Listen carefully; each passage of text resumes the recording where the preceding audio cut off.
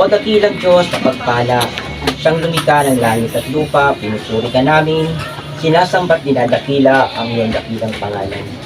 Sa pangalan ni Jesus, kami po muli sa inyo, Panginoon, nagpapasalamat sa oras nito na kami po iyong binabayan, at salamat, Panginoon, sa biyayang ito na ang araw na ito ay kaaya-aya sa inyong harapan dahil sa paglilingkod po namin sa iyo, Panginoon, na narinig po namin ang mga salita po ninyo na makapangyarihan.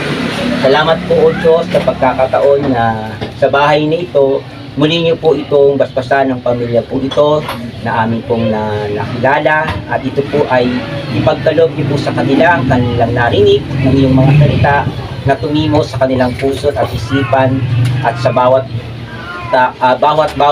kapitbahay po nila, Panginoon, ay muli niyo pong basbasan at makarinig muli sa darating na araw na itong kalooban nyo ay nais namin po masunod, dahil ikaw lamang ang Diyos ng aming pong sinasamba sa Espiritu at katotohanan. Salamat, Panginoon, sa pagkakataon nito mula kaninang umaga sa aming pong pagbangon sa buhay na binigay niyo po sa amin sa araw na ito. Salamat sa kalakasan at sa mga bagay na pangangailangan sa pang-araw-araw. Kami po humihingi sa iyo ng tawad sa mga pagkakasala naming nagawa sa buong araw at sa buong marami pang mga araw na aming mga nagawang kasalanan. Kami po muli niyo patawarin at linisin ng iyong banal na dugo ni Kristo Jesus upang ito po ay maging malinis at kaaya-aya sa iyong harapan, maging banal sa iyong harapan.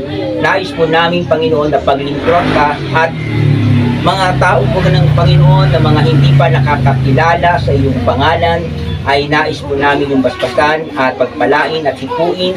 At gayon din, Panginoon, ang may mga karamdaman sa aming mga kamag-anak at sa aming mga kaibigan, kapatid, nais po namin sila iyong tulungan at pagalingin sa mga ori ng karamdaman. Amang banal, kami po ay muli sa iyo nagpapasalamat sa oras na ito. Ito lang po ang aming hiling sa pangalan ni Kristo Jesus, ang aming tagapagligtas. Amen. So, nice to meeting you po.